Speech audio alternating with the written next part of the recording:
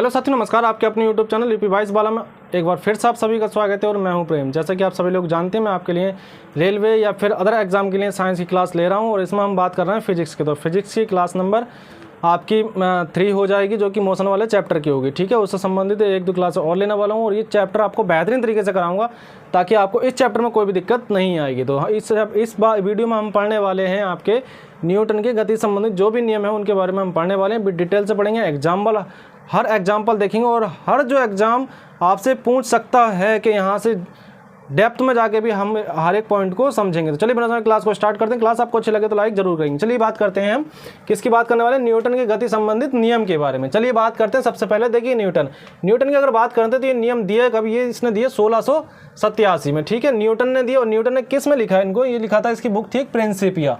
क्या नाम था बुक का? प्रिंसिपिया नाम का बुक था, इसमें इन्हें बताया था। ठीक है, चलिए बात करते हैं न्यूटन के फर्स्ट नियम के। देखिए न्यूटन का फर्स्ट नियम, न्यूटन का जो फर्स्ट नियम था ना, इसने कुछ नहीं किया। जैसे गैलीलियो ने कहा वैसे जस्ट उसने कॉपी पेस्ट कर दिया। किसने? न्यूटन ने। तो इसीलिए इसको इसलिए जो न्यूटन का फर्स्ट नियम था इसको गैलीलियो का नियम भी कहा गया, इसको जड़त्व का नियम भी कहा गया। किसको? पहले नियम को। चलिए बात करते हैं पहले नियम की। तो ये 2 पॉइंट इसको याद रखना है।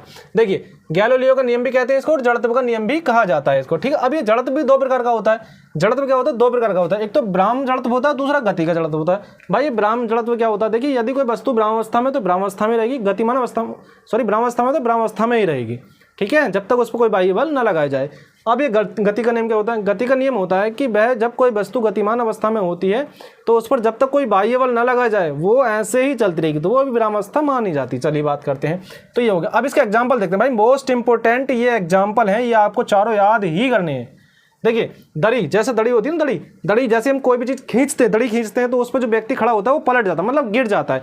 तो वो आपका न्यूटन का नंबर फर्स्ट का एग्जाम्पल हो जाएगा। ठीक है, न्यूटन के फर्स्ट नियम का एग्जाम्पल होगा दड़ी, जैसे दड़ी खींचने पर व्यक्ति का पलट जाना। दूसरा है, जैसे मान लो कोई कंबल है, कंबल से अगर डंडे द्वारा पीटते हैं ना तो उसमें जो धूल के कण निकलते हैं वो भी न्यूटन के फर्स्ट नियम के अनुसार निकलते हैं। ठीक है, अब जैसे ये है, जैसे क्या ठहरी हुई मोटर या बस के अचानक, देखिए जैसे मोटर, अगर कोई गाड़ी है अगर अचानक ठहरी है और अचानक से चलने लगे, क्या होगा? अगर अचानक से चलने लगे तो व्यक्ति कहाँ की ओर झुकेगा? पीछे की ओर। कहाँ की ओर? पीछे की ओर। ठीक है, कहाँ की? पीछे की ओर अचानक से चलेगी। लेकिन यदि कोई बस चलती हुई बस है और अचानक से रुक जाए तो व्यक्ति कहाँ झुकेगा? आगे की ओर। तो ये आगे पीछे झुकना कौन सा है? ये न्यूटन का फर्स्ट नियम है।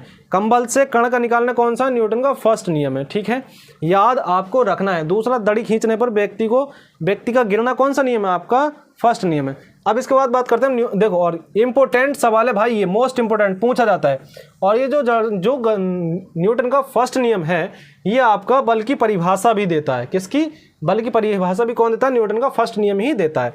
चलिए बात करते हैं। कह रहा है किसी वस्तु पर आरोपित बल, ये दूसरे नियम की बात कर रहे हैं।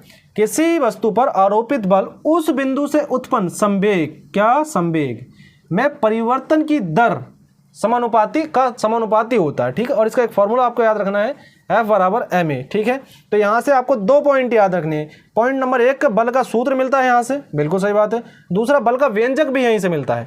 बल का व्यंजक दूसरे नियम से मिलता है, बल की परिभाषा दूसरे नियम से मिलती है। अब आ जाते हैं हम न्यूटन के थर्ड नियम पे। किस पे? न्यूटन के थर्ड नियम पे। देखो थर्ड नियम क्या कहता है?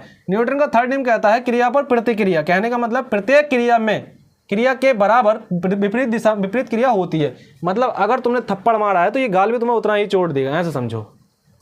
ठीक है, अब ये देखो, अगर इसमें कोई एक बल क्रिया है और दूसरा बल प्रतिक्रिया है तो ये एक F1 बराबर माइनस का F2 हो जाएगा, मतलब एक नेगेटिव एक पॉजिटिव हो जाएगा। ठीक है, चलिए अब इसका एग्जांपल भाई मोस्ट इंपोर्टेंट है। देखो इसके जो नियम है ना, इनके एग्जांपल अगर आपने याद कर लिए, ये समझ लो आपने न्यूटन को समझ लिया इनके हिसाब से। ठीक है, चलिए बात करते हैं। जैसे बंदूक अगर हम चलाते हैं ना, बंदूक जैसे मान लो बंदूक हम चला रहे हैं तो जैसी गोली उससे बाहर जाएगी हमारा बंदूक जो पीछे की ओर हटेगी, तो किसके द्वारा हटती है? किस नियम के द्वारा? न्यूटन के थर्ड नियम के द्वारा। बात करते हैं नाव से। जैसे नाव कोई खड़ी है, नाव से जैसे अचानक से अगर व्यक्ति कूदता है तो नाव एकदम पीछे की ओर जाती है, तो किसके नियम के और किस नियम के अनुसार जाती है? जाती है आपके न्यूटन के थर्ड लॉ के अनुसार। जैसे रॉकेट का उड़ने में, ठीक है, तो रॉकेट के उड़ने में भी क्या है? ठीक, तो ये भी न्यूटन का थर्ड लॉ है। लेकिन यही भाई आपको याद रखना है, भूलना नहीं है क्वेश्चन, याद क्या रखना है? मोस्ट इंपोर्टेंट पॉइंट है भाई ये तो याद करना ही है। देखिए कह रहा है हेलीकॉप्टर उड़ता है, तो ये बर्नौली की थ्योरम, ये हम आगे चलकर पढ़ेंगे बर्नौली की थ्योरम। ये आपको याद रखना है कि यह रॉकेट की बात आएगी तो न्यूटन का थर्ड लॉ, लेकिन आ जाए अगर हेलीकॉप्टर की बात तो आएगी बर्नौली की प्रमेय या थ्योरम, ठीक है, या सिद्धांत। देखिए टक्कर के पहले और टक्कर के बाद संवेग कैसा होता है, बराबर होता है। याद रखना भाई आपको, टक्कर के पहले और टक्कर के बाद का संवेग कैसा होगा, आपका बराबर होगा। अब ये जो न्यूटन का थर्ड नियम है ये आपकी बल की प्रकृति के बारे में भी बताता है। बल की प्रकृति के बारे में कौन सा नियम बताता है, आपका न्यूटन का थर्ड नियम बताता है बल की प्रकृति के बारे में। तो पहला बल की परिभाषा देगा, दूसरा बल का व्यंजक देगा, ये बल का सूत्र देगा, तीसरा बल की प्रकृति के बारे में बताएगा, ठीक है। अब देखिए आपको याद है कैसे रखना, ट्रिक क्या लगानी है इसमें, ट्रिक क्या लगानी है, ये देखो भाई, देखो गति या विराम का विरोध करेगा तो न्यूटन का फर्स्ट नियम, ठीक है। देखिए चोट कम या अधिक लगेगी, जैसे होता ना, मतलब कोई खिलाड़ी है कि गेंद कैच पकड़ने पर व्यक्ति नीचे की ओर हाथ करने पर, नियम नीचे की मतलब पीछे की ओर हाथ करने पर चोट कम लगती है, तो कम और अधिक लगेगी, तो ये हो जाएगा आपका क्या, सेकंड नियम। कौन सा, सेकंड नियम। और भाई चोट लगेगी, जहाँ मिल जाए चोट लग गई वहाँ होगा थर्ड नियम, जहाँ कहेगा चोट कम या अधिक तो ये हो जाएगा न्यूटन का सेकंड नियम, और जहाँ कोई विराम अवस्था की बात करेगा तो ये हो जाएगा न्यूटन का फर्स्ट नियम। चलिए बात करते हैं। देखिए जब दो बल समान दिशा में कार्य करेंगे तो थीटा 0 डिग्री होगा। कैसा होगा, 0 डिग्री थीटा हो जाएगा, ठीक है, थीटा 0 डिग्री होगा। लेकिन अगर विपरीत दिशा में काम करेंगे तो कैसा हो जाएगा, 180, ठीक, ये याद रखना है आपको भाई। चलिए अब देखिए बल की बात करें तो भाई बल दो प्रकार के होते हैं, वैसे बल बहुत प्रकार के होते हैं, नहीं नॉर्मली यहाँ बात करें हम तो दो प्रकार के, एक संतुलित बल और दूसरा असंतुलित बल, ठीक है। अब भाई ये संतुलित बल कौन सा होता है, संतुलित बल होता है मतलब जैसे मान लो कोई वस्तु रखी है उस पर बराबर मात्रा में बल लगाया जाए, ये हो जाएगा संतुलित बल, ठीक है। इसमें क्या होगा, संतुलित बल में क्या होगा, इसकी गति चेंज नहीं रहेगी लेकिन उसकी आकृति अवस्था उसकी चेंज हो जाएगी, जो भी बीच में वस्तु कोई भी रखी होगी, ठीक है। तो ये हो गया मतलब बराबर और विपरीत दिशा में, ठीक। अब जैसे मान लो असंतुलित, दूसरा कौन सा, असंतुलित बल है भाई, एक तरफ 5 न्यूटन का मान लो, दूसरी तरफ 10 न्यूटन का मान लो, ठीक है। तो उसमें क्या हो जाएगा, उसमें बराबर नहीं रहेगी भाई, उसमें तो बराबर नहीं रहेगी ना उसकी, और लेकिन गति और दिशा दोनों बदल जाएंगी, ठीक है भाई। और एक और आपको एग्जाम्पल बताता हूँ कि पृथ्वी द्वारा घोड़े पर लगाए गए बल के कारण ही, पृथ्वी द्वारा घोड़े पर लगाए गए बल के कारण ही घोड़ा गाड़ी चलती है।